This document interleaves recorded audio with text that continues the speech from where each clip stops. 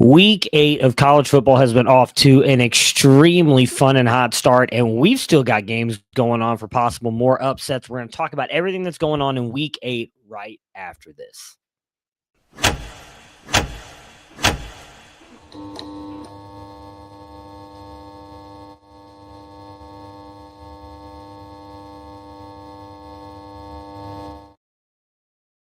Man, how can you not love college football? And I mean, we've got, as of the recording of this game right now, Texas, Kentucky driving down the field to possibly tie this game up with Texas. What is going on in Austin? Alabama running away with this Tennessee game. We got the Holy War going on. I mean, what a great week of college football. I'm going to go ahead and say this right now, and Austin might get mad at me, and I don't really care. It's just me doing the show solo. So I know some people don't like my enthusiasm for the beautiful sport of college football. Tune in next week. Austin will be back, and I'm sure we'll have a little bit more fun, the two of us. But it is just me, and I'm going to have some fun with tonight's show because it has been an amazing week of college football. We have Notre Dame USC going on right now, hitting in the fourth quarter. Notre Dame winning 27-24. I mean, my goodness, what a great weekend. But let's start with Thursday night. Louisville upsetting Miami was not on my bingo card. I really thought Miami was going to be possibly going into the ACC championship game undefeated. They really looked like they were going to be a team that was going to be able to dominate that conference, especially with the way that Clemson has looked this year. Not the case. Miller Moss for Louisville, 23 of 37, 248 yards with 2 touchdowns, no interception. Isaac Brown has a good day, 113 yards on the ground, but the big one, Chris Bell, right?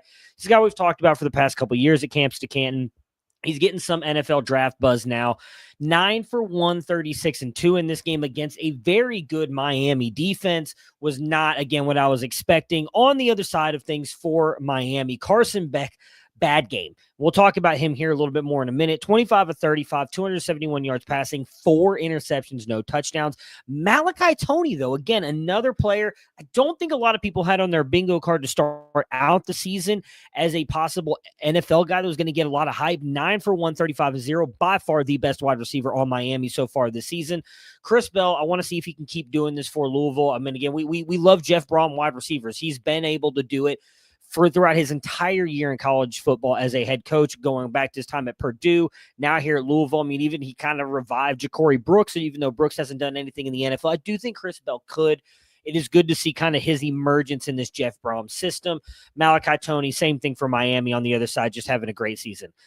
There's been a lot of talk about that Carson Beck video going around about him, quote unquote, throwing the players under the bus. I don't know that he was actually throwing his wide receivers under the bus. To me, just as kind of answering the question honestly, and you can't get both sides of the coin. Like, some people sit there like, oh, well, he's got to be a great teammate, but we want honest answers. I think he was answering the question honestly. I don't think that he really was throwing anybody under the bus. I do think, obviously, myself included, are not necessarily the biggest fans of Carson Beck for some of the stuff that he's done off the field and just kind of his overall attitude. Kentucky just tied it up. My goodness, 9 seconds left. Wow. He's going to get a lot of hate for what he does. It was obviously not a great thing for Miami to lose. We've kind of seen this under the Mario Cristobal era, though, right? Games, even going all the way back this time in Oregon, they should have won this game. They didn't, and I don't think at this moment it puts their playoff future in doubt, but another game does. If they lose another game, I think it does put their playoff future in doubt, possibly. So, tough loss for Miami there on, I think it's actually Friday night. I said Thursday earlier.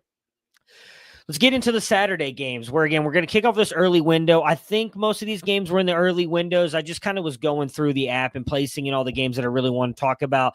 LSU losing to Vanderbilt. Brian Kelly is the biggest fraud in college football. I don't care that he was able to take Notre Dame to a playoff. LSU is a school that I think you legitimately have to be a bad coach to fail at with what they've had throughout their history, from Nick Saban to, life of me, the other coaches jumped out of my head, but obviously they had Ed Orgeron as well that won a national championship. The just in-state recruiting advantage they have alone should keep LSU in the playoff race, in my opinion, more often than not. Brian Kelly, in my opinion, has not done a good job there. And in his move to LSU, the talk was, well, Notre Dame, they have these restrictions on recruiting, and that's where I've really struggled. He's not succeeding that well in recruiting in LSU either. He's lost a lot of big-name recruits. Like, again, you are like born and raised to be an LSU fan. The fact that he's not been able to get that going and LSU has just struggled, I think is a shame for LSU, because I think college football alone is better with teams like LSU competing for national championships. Death Valley at night, like that's on my bucket list of places that I want to go to and watch a college football game. It looks like an incredible atmosphere. I'll admit, as a game we're about to talk about too, the Big House is another one. Like that is a game that I would like to go to, Death Valley at night. And it's sad that LSU is not just performing. And I think a lot of that falls down on Brian Kelly. Again, they lose to Vanderbilt on the Vanderbilt here, 31-24. Garrett Nussmeier, 19-28, 225 yards, 2 touchdowns, 0 interceptions in this game. I actually thought Nuss looked fine for the most part. I think a lot of his struggles are coming from whatever the injury was that he suffered in preseason. There was a lot of rumors about him suffering a fairly serious injury. A matter of fact, after one camp report, I believe was like he's going to be done for the year. That ended up obviously not happening because he's played out the season, but you can tell he's just not 100%. I'm very curious as to how this is going to play when we get to the NFL draft side of things and his possible draft stock, because I still think he's a very talented player, but like in my opinion, he has not shown enough to be considered a first-round draft pick. Now, this quarterback class is looking fairly weak, so maybe that will happen. I think you could argue, and I was making a joke with Chris Moxley about this on the tailgate this morning. So Chris, if you're listening to this, take out your phone, screen record this right now. You might argue Ty Simpson's been the best-looking quarterback of this draft class this year. And right now it looks like Tennessee's about to score. Tennessee did just score, so the game's getting a little bit more interesting. It's 30-20, but after that interception pick six at the end of the second half there, the second quarter, in my opinion, Alabama's kind of been dominating this game. But regardless, Nussmeier, we'll see what happens with him. Caden Durham, okay in this one, 7 for 59 and 0. Xavier Thomas and Trey Green, I thought both looked good in this one. Thomas 4 for 75 and 1. Green 5 for 74 and 1. Look, on the Vanderbilt side, Eli Stowers was not good yet again. I still don't disagree with Chris Moxley and what he talked about today on the tailgate. Stowers being considered one of the best tight ends in the class, just 3 for 32. He's not really helping you on the fantasy side of things. But Diego Pavia, look, he's got, they were talking about throughout the entire broadcast, right? He's got that dog in him, and he does. He has also been in college for, I believe, 15 years now, so that does help. 14 for 22, 160, and 1 through the air, but the 86 yards and 2 on the ground. 3 touchdowns on the day total for Diego Pavia. Again, you're not starting him for college fantasy leagues, but again, he's helping Vanderbilt win games. I believe they were the number 16th ranked team coming into this game. They're probably going to stay in the top, I would assume, top 15 with beating LSU here. Just what a world we're living in, that Vanderbilt's in the playoff race. I love it. I absolutely love it. I think it's a great thing for college football. Next up, not much to talk about fantasy-wise in this one. Oklahoma bounces back from the loss to Texas last week, beating South Carolina 26-7. I thought Mateer looked fine. Definitely, in my opinion, not what he was earlier in the season. I know Austin and I talked a lot about this on C2C Live earlier this week, and is it really the thumb injury that's still bothering him, or is it something in the case of he's afraid to get hit? I don't know. I want to give him a little bit more time to kind of see what ends up playing out for the rest of his season here. But I do think, again, he's been good. Yes, Austin, Ty Simpson. I know you guys said I'm too dug in. I've watched this full game, and I will say he has been impressive. He's made a couple NFL throws in this game against Tennessee. I still question, in my opinion, what I think he is as an NFL prospect, but I think you cannot deny what he's been doing tonight against Tennessee and what they've done. And I think, again, we've talked a lot about it, and not all the credit should go to Kalen DeBoer, but again, we've talked about it for years. Felix has mentioned him since his time at Indiana.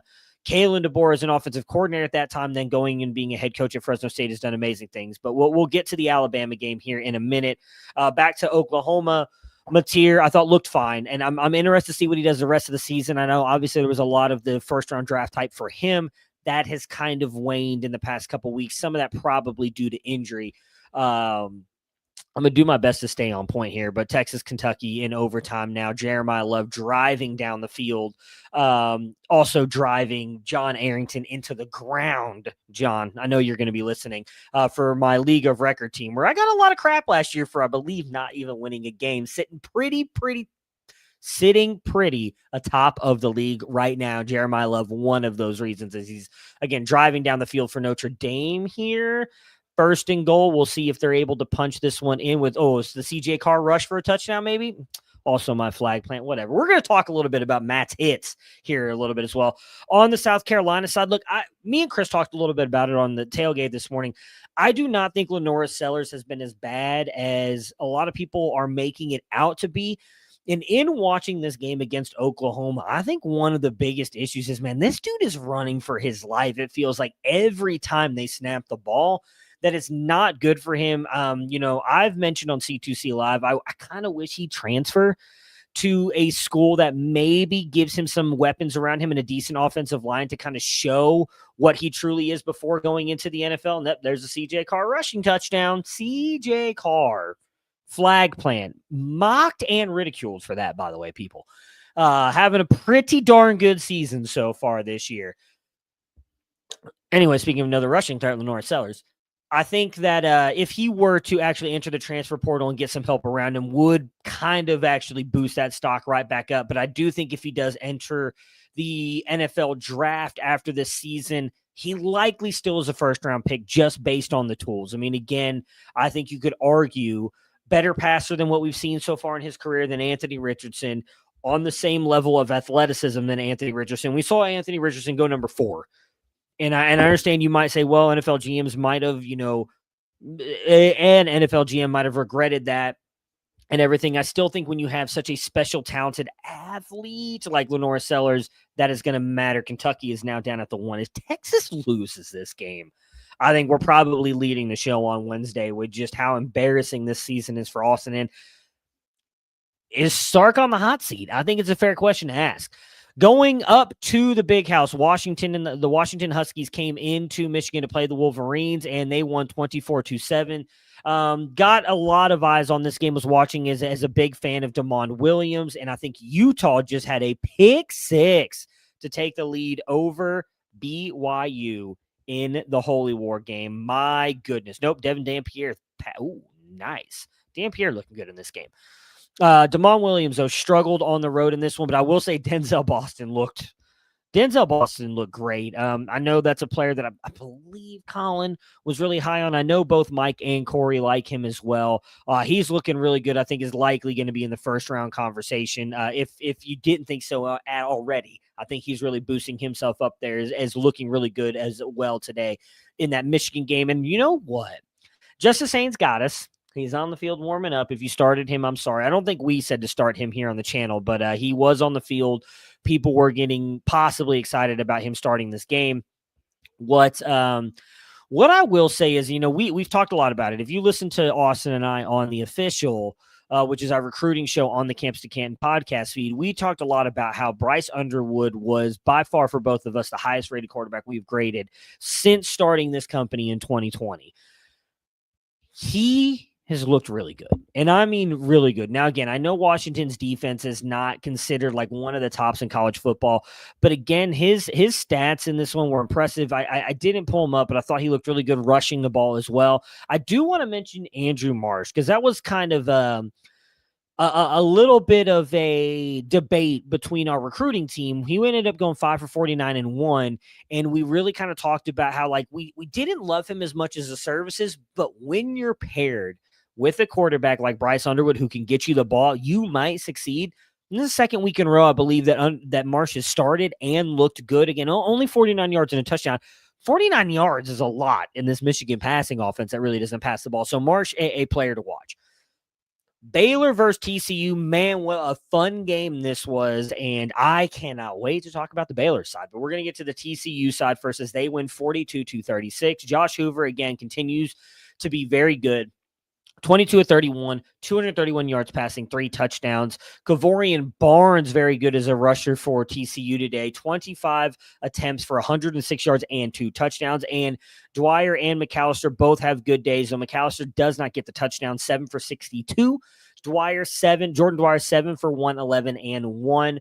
Overall, TCU, good, probably out of the playoff race at this point, unfortunately. Oh, my God, Texas. Wow. We'll get to Texas in a second. Sorry. TCU probably out with the 2 losses, but a big win for them against Baylor. TCU just stuffed Kentucky on 4th and goal in overtime. You got to give it to Kentucky for going for it and not kicking the field goal, but you also just cost yourself, I think, the game, because now all Texas has to do is kick the field goal and they win. But Texas, big stop on 4th and goal there in overtime. On the Baylor side here, Sawyer Robertson, 25 for 52. Wow.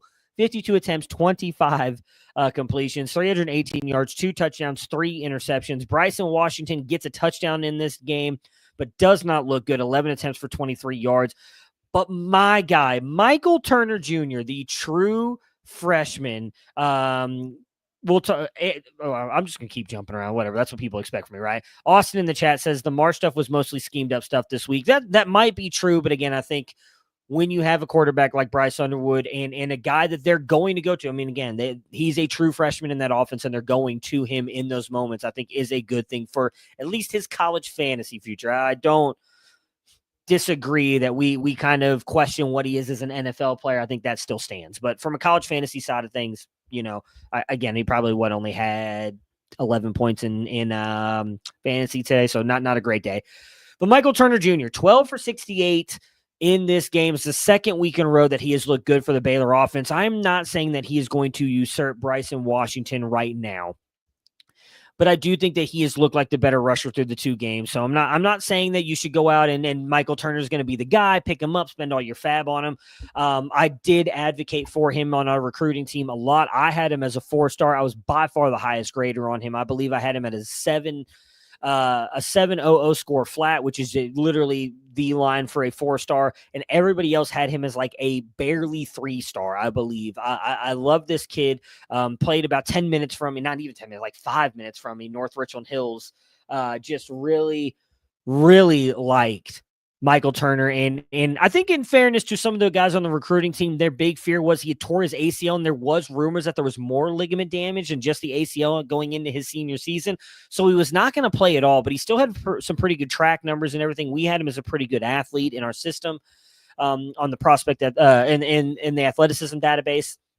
And I thought was just a really good pure runner. Did kind of lack that long speed. We saw a little bit of that today and again last week. He's a player I'm really excited about. I would definitely put him on your watch list because, again, he does have an NFL body. He is 5'11", 205, I think is what he's listed as. So he's got the NFL body. I think he's got very smooth footwork for a guy who's that big.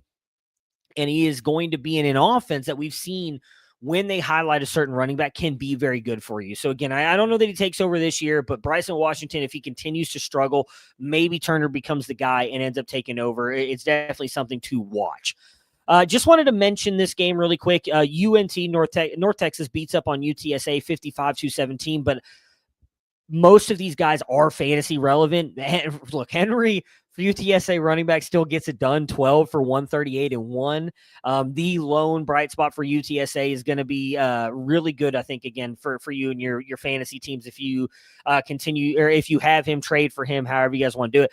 Drew Mestamaker, really good again for UNT, 22 of 35 for 277 yards, 4 touchdowns, 0 interceptions. But Caleb Hawkins, look, I spent a lot of fab to get Caleb Hawkins a couple weeks ago. I know Austin and Colin have been talking about him a lot on Campus Life. I made the move, true freshman, 18 for 133 on the ground, no touchdowns, but then added 8 receptions for 90 yards as well. I believe in one of my leagues that I looked at, he put up over 30 points. This kid has been absolutely outstanding.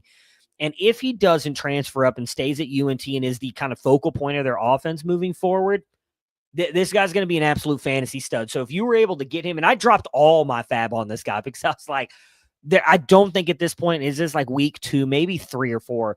I was like, there's nobody else available on the waiver wire that's going to do anything for me. I think the way Caleb Hawkins, I spent all my fab, and it is one of those things that I absolutely love. Colin in the chat said Robert Henry getting fringe NFL draft buzz. I don't hate it. I mean, Henry, here's the thing, right? And I don't remember who UTS play. I think it wasn't Texas A&M, was it? I don't remember who UTSA played in week 1. It might have been Texas A&M. I sat him.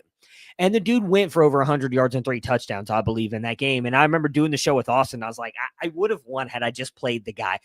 When you play UTSA, you know who the offense is. Like, I get it. They've got Owen McCowan, and he can be good at times, but you know you've got to stop Robert Henry, and nobody can do it. So I don't hate it. I'll be honest, I haven't had a chance to really sit down and just, like, watch a ton of Robert Henry tape, any UTSA all 22, if we can even find it.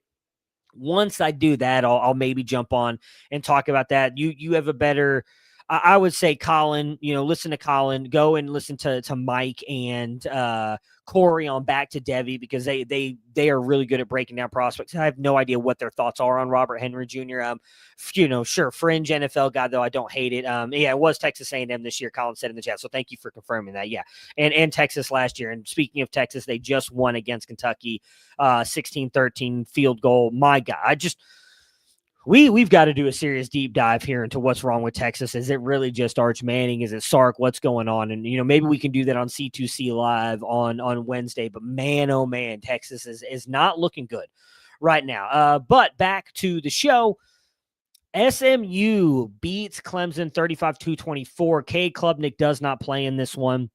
And I'm going to be honest, I didn't get a lot of eyes on this game. I watched, a couple of the highlights, some of the touchdowns here, specifically the one to Jordan Hudson.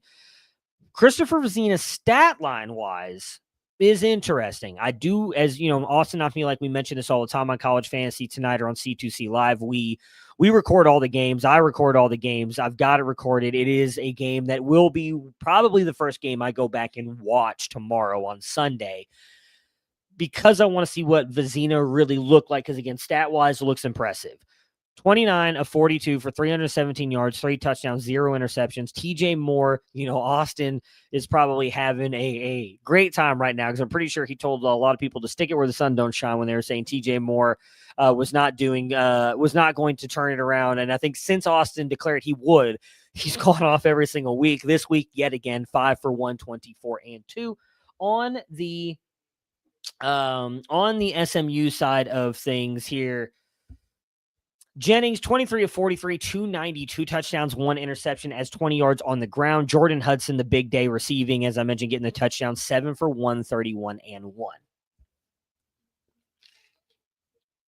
I forget how much talking sometimes you have to do when you're by yourself here. A game that I actually had up on the quad box. I wasn't watching a ton of it, but it was a fun game to kind of check in on. Houston coming back and beating Arizona, which Arizona, I'm going to give them a little bit of props. I do a very soft clap because my thumb is broken and I don't want to keep smacking my hand there. But Houston storms back and beats Arizona 31-28. Again, Arizona's been very good, better than expected. I know that they're still losing games, but they've been in a lot of these games and could have been, I think, considered a program that could probably just be bad for the next couple of years. I do kind of like what they're doing a little bit there in Houston. Just a little shout out to our boy Connor Wigman, who, is doing good things for Houston as they storm back and beat Arizona. BYU is now taking the lead on Utah. We called them fraudulent on Wednesday's show, and I believe this morning as well. Maybe Utah is a team that's fraudulent because, I understand that they came back and beat a Jeff Sims, they whooped up on a Jeff Sims-led Arizona State team who we're about to talk about. But they have not looked good against anybody else, and I wonder if maybe that is the more fraudulent team. Is it time for Kyle Whittingham and Utah to part ways? Something to have a discussion about. Speaking of Arizona State, they bounced back from that beating they took from Utah and upset Texas Tech in the Valley, 26-22.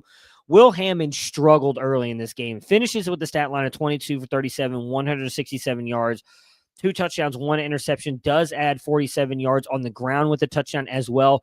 But dude had ice in his veins in the second half. Really was a big reason why they were able to kind of come back. It was 9-7 for a large part of this game until Arizona State scored, and I believe made it 16-7. But Texas Tech did not look in the game, despite how close the score was. And in that second half, Will Hammond just looked really good. Coy Eakin, 5 for 66 and 1. But, the Sun Devils. Sam Levitt, I think, is, and I'm wearing, fear the fork. Let's go Sparky. Let's go Sun Devils. I love this team. I love Kenny Dillingham. He was emotional after the game again, a guy who played for Arizona State. That is alma mater. And for him to be sitting there and then just like you could see him after the game, they were asking him how much that meant to him. He had tears in his eyes. He was choking up. I love Kenny Dillingham. And I am so happy for Sam Levitt as a guy that I want to, say that I know. We've exchanged a couple DMs. He's a very good kid, and I love what I've seen from him on the college football seasons on field on Saturdays. And I really do think, as I've said before, I think this guy's got an NFL skill set. And I'll be honest, I'm hoping my Browns go get him and Jordan Tyson in the first round next year. I might actually start paying attention to Browns games again. I'd love it. 2 picks in the first round this year. Make it happen, Cleveland. Do something, please. Because Shador's not the answer, and neither is Dylan Gabriel, but that's besides the point. Sam Levitt, 28 for 47, 319 yards, 1 touchdown through the air. That goes to Jordan Tyson, who had 10 for 105 and 1. And again, it was just a fait accompli on that final drive there for the Sun Devils. Every time Sam Levitt dropped back, he just looked for Jordan Tyson, and Jordan Tyson was open. And Jordan Tyson caught the ball, and Jordan Tyson made plays to drive down the field and help them get the lead. Now, Will Hammond, again, ice in his veins, drove Texas Tech down the field and looked like they were going to actually make this a game.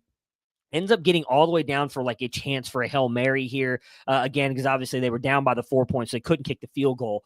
And it looked good, and they batted down in the end zone. The fans stormed the field. Arizona State's probably going to go back up to being ranked again. I don't think that they're going to be in the playoff race for the Big 12. I'm going to pull this up right now live as we're doing the show here, because I don't remember where they sit in conference. If they only have the 1 loss in conference, they might actually still have a shot at getting into the playoffs. So they would have to win the Big 12. And I think that at that point, if they were to do that, still have a shot to make it into the playoffs. I mean, we're watching again. Utah right now is losing to BYU at the Holy War. BYU will at that point remain undefeated, but those two do play each other. So with that, if Arizona State beats them, if they only have the 1 loss in conference, which they do, they are 3-1. So you got coming down to Cincinnati and BYU. Arizona State plays Cincinnati later this season, which again is the same thing. Or sorry, BYU does play Cincinnati. That does actually happen as well toward the end of the year. But BYU plays Arizona State. I believe it's in a couple weeks, which is the same thing that happened last year, in Arizona State beat BYU to get into the playoffs. Oh, no, it's Texas Tech. Interesting. I'm getting all these schedules mixed up. Regardless, going to be interesting to see what happens with the Big 12 Conference. Arizona State technically still in it with the 1 loss. I mean, guys, you could argue this was one of the best games of the day and one of the better games of this year. Ole Miss, Georgia. And again, I'm going to give some props to Lane Kiffin in this one. I said a couple weeks ago when they played LSU, it was 2 fraudulent coaches going against each other, but I think Ole Miss is less fraudulent. They ended up winning that game, and I said it again this morning that, like, if Lane Kiffin wants to prove that he can be one of those top-tier coaches, they have got to win this game. And look, they were in it, and say what you want about them losing this game. I think it speaks a lot to Lane Kiffin and the kind of coach that he is, that he was able to do this with Trinidad Chamblees. And I understand, was really good at Ferris State and has been really good this year. But again, to have a guy transfer up like that and be that good against a Georgia team, which again, I understand this is not the same Georgia defense we've seen over the past couple of years, but it's still a Georgia defense, and Georgia is still considered, and I still believe one of the best teams in the SEC. It was impressive to see him do this. And if Kiffin can actually get himself a solid quarterback, he might turn Ole Miss fully around. They still have a chance to make the playoffs, and I think that will help out a lot if they're able to do that this year. It's a tough loss for them, especially with how good they were the entire first half. I believe it was going into the third quarter, they were like 100% on third downs. And then in that fourth quarter, Georgia blanks them 17. They put 17 on them, come back, take the lead. And Ole Miss just could not get it going. But Trinidad goes 19 of 36 for 263 yards, 1 touchdown through the air. That's 42 yards and 2 touchdowns on the ground. Kejuan Lacey stuffed in this one. Still ends up getting the 2 touchdowns. So if you started him, you feel good there. You got some points and only 31 yards on the ground. Deshaun Stribling, 3 for 96 and 1. But hey, Gunnar Stockton, baby. What a game for Gunnar Stockton. 26 for 31, 289 yards, 4 touchdowns through the air, 59 yards on the ground and a touchdown. Had a couple big runs in this one. Obviously, loses some yards with the sacks. BYU picking off Devin Dampier with 8 minutes left. Wow, BYU at home in the Holy War. Wow. I mean, that place is going insane right now. Anyways, Gunnar Stockton, I thought, looked good. A lot of big runs in this one to kind of keep Georgia in, continuing to kind of claw back as Ole Miss took the lead and kept piling on points early. Stockton did a lot to keep them in this game. Frazier, 17 for 72. Zachariah Branch, 8 for 71 and 0. But Lawson lucky. If you were lucky to start Lawson here, you are very happy, as he went 5 for 43 and 3. They just could not stop him in the red zone. Was the guy that Gunnar Stockton was going to pretty much every time they got down there. Michigan State versus Indiana. I'm not going to talk about much in this game. Didn't watch a ton of this game, but Michigan State loses 13-38. I thought Childs looked fine. He's just not taking that step forward here. And I think some of that is just the bad team around him. Like, he shows flashes, but not quite taking the step. But overall, not a horrible day for him. 27-33, 243 through the air with 1 touchdown. Andrew Marsh just continues to be great. 7 for 64 and 1. On Indiana's side here, I mean, Fernando Mendoza just had an incredible day. Was trying to for some reason it wasn't pulling up his stats earlier. Let's pull him up right now, actually, and see what it was that he did. I saw the touchdown pass that he had, and the one that they called back to, which, the foot was down, the toe was down. I know that the heel came down out of bounds, but my goodness, guys, 24 of 28 for 332 yards, 4 touchdowns, and a lot of that going to Omar Cooper and Elijah Surratt. Omar Cooper, 8 for 115 and 1. Elijah Surratt, 4 for 70 and 2. And EJ Williams, who, yes, is still in college football, did get a touchdown as well, 5 for 59 and 1. Over to Ohio State, Wisconsin. Again, not much to talk about here. Ohio State led from the minute go. I will say Julian Saint is looking impressive. He was a player that I was a little bit worried about coming in this year because he doesn't have this great arm strength. This is bad radio. I don't know why I started chewing ice. I apologize. Ends up going 36 for 42, 393 yards, 4 touchdowns, 0 interceptions. Again, I get it was against Wisconsin, which is not even considered a good defense in the Big Ten. But still, Julian Saint was making some impressive throws out there, including one of the touchdowns to Carnell Tate, who had a great day. 2 touchdowns on the day. Carnell Tate was dominating. But I thought Saint looked good. And Ohio State might, I said this year I thought Ohio State would be fine, but I just didn't trust their quarterback. And so I didn't think that they would end up winning the national championship. They've been the most consistent team this year. And it surprises me because I'll be honest, I was just not a big fan of Julian Saint. But a lot of this comes down to how good Julian Saint's been. Bo Jackson took over the backfield last week, and while rushing-wise wasn't super impressive, 10 for 26, did add 57 yards through the air on 5 catches. Isaiah West actually led the team in rushing yards with 9 for 55, and Jeremiah Smith, 9 for 97. Another fun game on the day that I wasn't expecting to be a fun game. Texas A&M holding on to beat Arkansas 45-43. Marcel Reed, look, I don't know that he's an NFL guy, but he consistently produces every single week and right around the same stat line, 23-32 for 280 yards, 3 touchdowns, 55 yards on the ground and a touchdown. Texas A&M is good. They really are. Owens on the day, 14 for 69 and 2. Ashton Bethel Roman, wide receiver, 4 for 83 and 1. Kevin Concepcion, 5 for 53 and 1. Mario Craver, kind of the guy on the outside here, just 3 for 34. But Taylon Green did everything he could to win Arkansas this game. 19 for 32, 256 yards and 3 touchdowns. Added 85 yards on the ground with 2 touchdowns. Was just playing incredible. And what an impressive interception by Notre Dame here. Oh, that might have hit the ground. Oof, we're going to have to review that one. But Taylon Green, incredible in keeping Arkansas in this game and trying to do everything they could to upset Texas A&M. Mike Washington Jr., running back, really impressive day as well. 16 for 147. Omega Blake, 7 for 118 and 1 in this one. that's it, guys. That's all that I have here. By one person. Look at this. We're wrapping the show up in 34 minutes. We do have a lot of games still going on. It looks like Tennessee and Alabama is going to end with Alabama winning this one. There's about 3 minutes left, and Tennessee is down 17 with Alabama having the ball. Right now in the Holy War, we've still got 8 minutes left with BYU leading. We can talk the Texas game really quick, as that did just go final as we were doing the show. And it looks like Notre Dame is probably going to end this one as well with a minute left in the game, winning 34-24 if this interception goes final. So we'll touch on a couple more games actually real quick. Oregon steamrolls Rutgers at Rutgers. Not, super surprising here.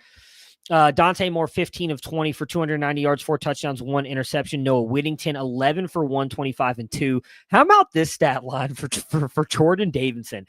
3 for 101. Good for you, brother. Good for you. Kenyon Sadiq, Chris Moxley talked a lot about him this morning on the tailgate. Said he was his number 1 tight end in the class. Expect him to have a good day. He did that. 4 for 80 and 2. DeCorian Moore back on the score sheet here. 2 for 63 and 1 in this one. Again, it was Rutgers, so we're not taking much away from that, but at least, hey, you're happy that they were able to bounce back and win this one. Texas, again, in overtime, beats Kentucky 16-13. Arch Manning, 12 for 27, 132 yards, a 4.9 average. Just yikes. DeAndre Moore, 3 for 37. Emmett Mosley, 1 for 13. Again, I don't know what to say. If you're a Texas fan, sure, I guess you're happy they won. They're still competing in the SEC, still have a chance to win an SEC championship. But I think if you're truly watching this team play right now over the past couple of weeks, you are not happy with the way it's looking. You have coming into this year, I thought there was a clear separation of like Texas and Oregon, in my opinion, being the best teams in the league, and neither one of them has held up. And it's really, again, been kind of Ohio State. I should have mentioned this earlier. Memphis losing to UAB was not on my bingo card either. UAB fired Trent Dilfer earlier this week. They bounce back and win this one. Brendan Lewis, not good. I believe actually ended up getting hurt in this one. 9 for 10 for 68 yards. Now, Greg Jr., 11 for 74 and 1 in this one as well. That probably knocks them out of the running to be the G5 team to make it to the playoffs, especially with the way USF has been playing.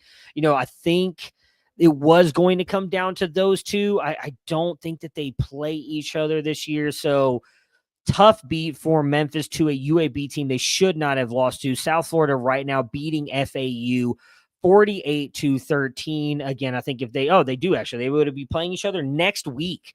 So maybe Memphis has a chance to turn this around if they're able to beat USF. That could help them and possibly being the G5 team. But I think with the way USF has looked, that's probably not going to happen again. They're winning right now 48-0. Pitt and their Heisman front-running true freshman, I think, would make Austin happy to hear. Beating up on Syracuse. That game's about to go final. Less than a minute left. 32-13 now. Mason Heinzel has not looked quite as good today. Just 13 of 24 for 143, 1 interception. From the looks of it, does have a touchdown on the ground, though, too. Not in a super impressive day overall for Pitt, but they are going to get the win. Missouri-Auburn, I actually took that off my quad box. By the way, YouTube TV, bravo to you for being able to do the custom boxes. I don't know how I missed that the past couple weeks, but I love being able to pick what games I actually want to watch. It is tied right now, 17-17, 2 minutes left. Missouri has the ball on their 20. Again, we're in the 5 minutes left in the Holy War. BYU has the ball 17-14. Florida State has the ball down 3-0 right now to Stanford. Again, we have a minute 27 left. USC is driving. I just don't see how they're going to score 10 points on this Notre Dame defense. That game, I think, is, for the most part going to be done with Notre Dame getting the win here. What I will say again, because we're gonna close out the show before we get to it. Mayaava's looked okay. Again, has some boneheaded plays in here, specifically that interception. 328 through the air with 2 touchdowns, 1 interception. Jacoby Lane having a good day, though. 6 for 111 and 1 currently. Mekhi Levin 4 for 76. On the Notre Dame side here, Jeremiah Love, 24 carries for 228 yards and a touchdown, 37 yards through the air as well. just impressive day. He had the massive breakaway run earlier in the game for 63 yards. Jadarian Price has looked good as well, 87 yards on the ground with the touchdown. But CJ Carr, just the 136 through the air with the touchdown and the interception, but again, has a rushing touchdown as well. Again, I talked about at the beginning of the year, my flag plant for him was because of Mike Denbrock. Mike Denbrock's been making him look good. Again, I'm not trying to tell you that CJ Carr is going to make it into the NFL, but we've talked about this, and we talked a little bit about it on C2C Live when we really kind of dove into the James Franklin stuff, that coaching matters so much on the college football side of things, and a guy like Mike Denbrock can take a mediocre player and make them good, and I think that's exactly what he's doing with CJ Carr. Let's see here. Who else? Cincinnati steamrolling Oklahoma State. Not really a surprise here. 49-17. Brendan Sorsby, 270 through the air with 3 touchdowns. Evan Pryor, 9 for 63. Joe Royer, 5 for 63 and 1, leading the receivers there. And BYU looks like they just scored here in looks like Bear Bachmeier has just scored a touchdown for BYU, which I don't know. They're taking a minute to put this up here, so I'm gonna hold off on saying they did score. But if they did, this is making it even harder for USC. Yep, Bear Bachmeier rushing touchdown here for the Cougars. They are now, with the extra point, going to go up 10 on Utah. My apologies to the BYU Cougars. You are not fraudulent. Utah is fraudulent. And I think it is okay to say that now. Alabama, Tennessee, 2 minutes left in this one. Looks like Alabama is going to take this one away here. Tennessee does have the ball. They're on their side of the field again. It's a commercial break. Joey Aguilar has again looked okay. 234 right now through the air with a touchdown and interception. Deshaun Bishop had that 44-yard run. Very good day for him, 123 and 2 on the ground. On the Alabama side of things, again, a lot of this has come down to Ty Simpson. 19-29 here, 253 through the air and 2. Ryan Williams has 16 yards rushing and 5 catches for 87 yards through the air. Jeremy Bernard, 5 for 60. So good day for Alabama. Obviously, I don't know that the final score will end 37-20, but they look like they are going to win.